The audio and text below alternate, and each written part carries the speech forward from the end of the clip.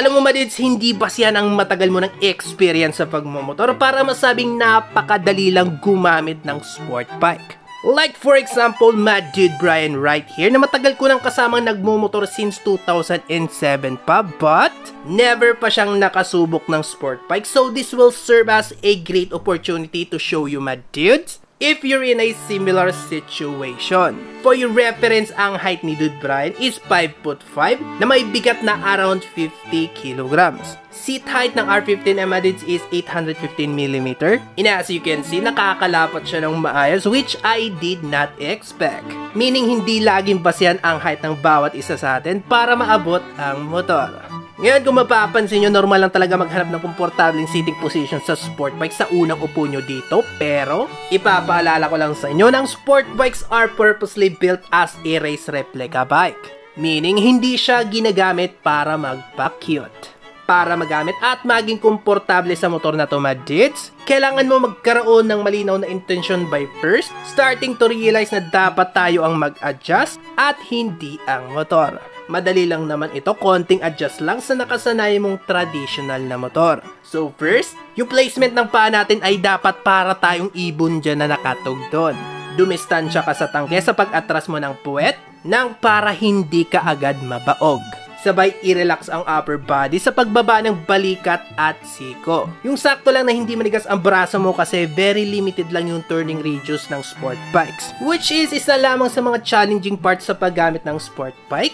Gaya na lang ng mga maikikwento sa inyo ni Dude Brian. So yun, ang first impression ko dito sa bike na to, okay naman overall yung pag-handle ng manibela mga kuys. Kaso lang mga kuys, yung pag-return ka na, talagang kailangan mong bumelo mga kuys. Kailangan kang bumelo bago ka makaliko. Yung parang sa sasakyan, talagang urong-sulong kakabig ka. Parang ganun. So, pero pare yung nag-U-turn ka syempre, mag-aalangan ka. Di ka ba nang baka matumba? Yun nga mga kuys, nag-alangan ako kasi syempre mabigat to. Pag-urong pa lang, nahirapan ako mga kuys kasi gaganon ka eh. Pag-atras. Oo, pag-atras. Talagang nahirapan ako eh, mabigat pa yung motor na to. Kaya malaking turning point talaga yun, dude, na kailangan mo talagang makalapat ng paa dito. Oo, kaya yun. Pero kamusta siya sa power niya pare? Hindi ka ba nabibitin? So far naman mga kuys, kanina nga, gusto kong tumakbo ng matulin. Kaso lang, yung surface ng daanan, sobrang medyo kulang kasi dito, dude, maybe next time siguro sa highway. Siguro next time testing natin yun. Pero, rinay ko pa naman siya. Pero dun lang sa straight. Okay naman, twist yung yung takbo niya. Okay na okay. Kala ko mga quiz, pag nag-shift or quick shift ka, mag-jerk to. Meron pero niya, minimal lang. konti. Konti lang. Meron siyang konting jerk. Para ka lang binuboost na parang itutulak ka lang ng konti. Pero para hindi tulad ng ibang motor na talagang nag-jerk siya ng sobra. Di lang mapatid yung power niya doon, na tuloy-tuloy lang yung supply ng power niya. Tuloy yung power ng motor na to mga kuys. Yes. Tsaka ang smooth ng takbo mga kuys. Ano yung masasabi mong hindi mo talaga nagustuhan sa motor na to? Yung hindi ko nagustuhan dito sa motor na to, yung brake niya. Why? Alam mo kasi, wala siyang yung masabay itong likod. Dapat sumabay. Sabagay, put brake to. Sa ano pala yun? Sa ano yun? Scooter yun? Yung combi brake? Combi brake? Yun. So, pero sa brakes niya, hindi ka ba nabibitin? Mahina ba yung feedback ng brakes niya, no? Hindi, actually, accurate yung yung brake niya mga kuys. So, binigyan niya naman ako ng magandang brake. Sa sitting position ba? Di ba nahirapan yung katawan mo sa sitting position niya? Sa sitting position mga kuys, medyo parang kailangan awkward. mo talagang awkward ako yung pagtakbo ko kasi syempre mabigat eh. Tapos naghihinimbang ano bang tawag dito? Babalance. Grabe yung balance mo dapat dito eh. Sobrang dapat magamit mo yung super na balance mo dito sa motor na to kasi mabigat talaga siya mga kuy. So dude, ang gusto mong sabihin na kahit matagal ka na nagmumotor, di ba? Hindi talaga siya automatic na yung skills mo magagamit mo sa motor na to, di ba?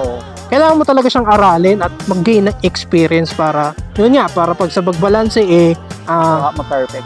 Hindi naman perfect.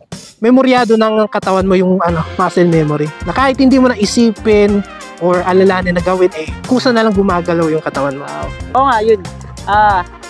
di ba, syempre, first time ko na sumakay dito.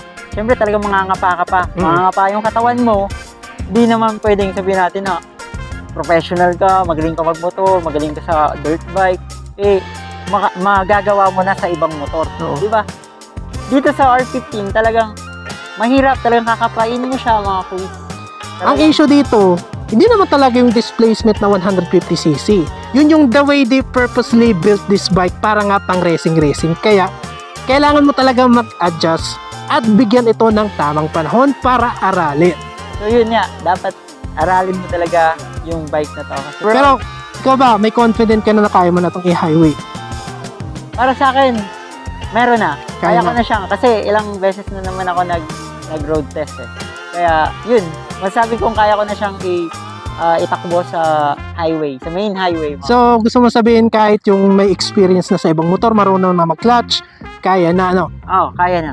So, Dude Bry, may re-recommend mo ba ang motor na to sa mga gustong magsimula sa sport bike or mag-stick na lang sila sa mga traditional na motor gaya ng mga naked bike? Masasabi ko lang dito sa R15 na to, mga kuis, or sa inyo, mga kuis, kung nagbabala kayong bumili na itong motor na to, so, huwag kayong matakot na itry. Kasi, sabi nga niyan, itry mo para malaman mo, di ba? Kasi pag nakaupo ka na dito, mga kuis, habang tumatagal, nag-a-adjust na din yung katawan mo. Habang tumatagal, makukuha mo din kung paano to paanda rin. Yung takot mo, dudes, nasa simula lang yan kasi hindi mo pa alam. Kasi kanina, takot din ako. Kasi syempre, lalo na ako, panic attack ako. Takot din ako sa mga ganito. Kasi first time ko nga. Pero, nung 150cc lang yan, hindi pa yung big bike. nung na-try ko na siya, na-overcome ko na yung ano niya, yung fear ko sa big bike. Mas nangibaba yung excitement. Excited ako na, yun, sobrang tuwa ako mga kuis nang nadala ko tong big bike. R15 na to mga kuis. So, yun lang. Sana, supportahan nyo R15 mga kuis. Supportan nyo R15.